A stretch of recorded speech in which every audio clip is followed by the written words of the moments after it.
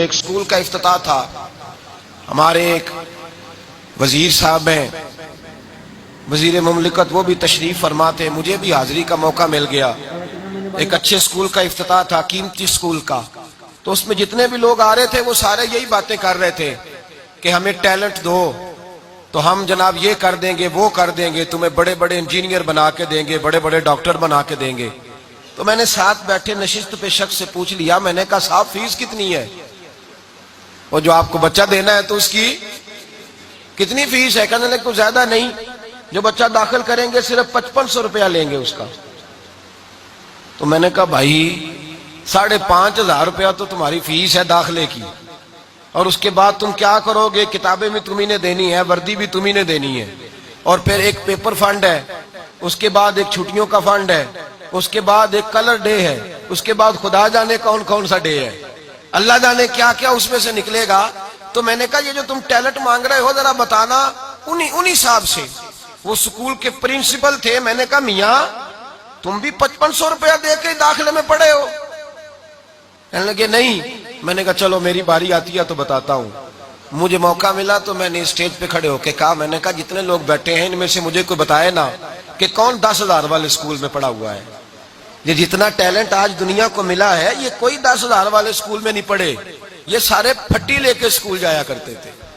یہ سارے وہ تکیہ جو پرانا ہو جاتا تھا اس کا جو چھاڑ ہوتا تھا اسی کے اندر کتابیں ڈال کے سارے جاتے، وہی تھیلا ہوتا تھا، وہی گاچی، یہ کھایا بھی کرتے تھے لکھا بھی کرتے تھے۔ آج بیٹھ کر وہ شہر میں آ کر پڑھنے والے بھول گئے کس کی ماں نے کتنا زیور بیچا تھا۔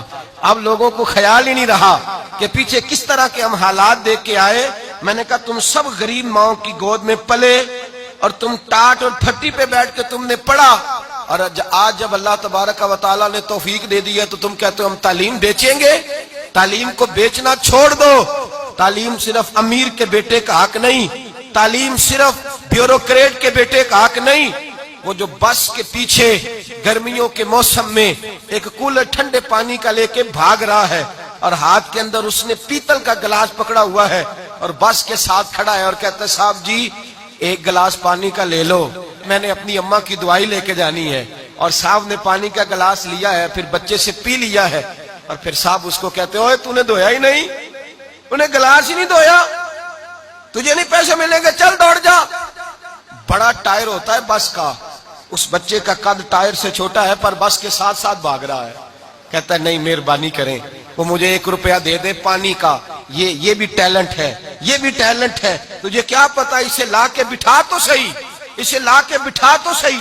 ہو سکتا ہے کہ اے سی والے کمرے میں بیٹھا ہوا بچہ اتنا ذہین نہ ہو جتنا بس کے پیچھے بھاگنے والے کو اللہ نے حافظہ عطا فرمایا ہو، اسے بھی تو لانا، اس کا بھی تو تعلیم حق ہے نا۔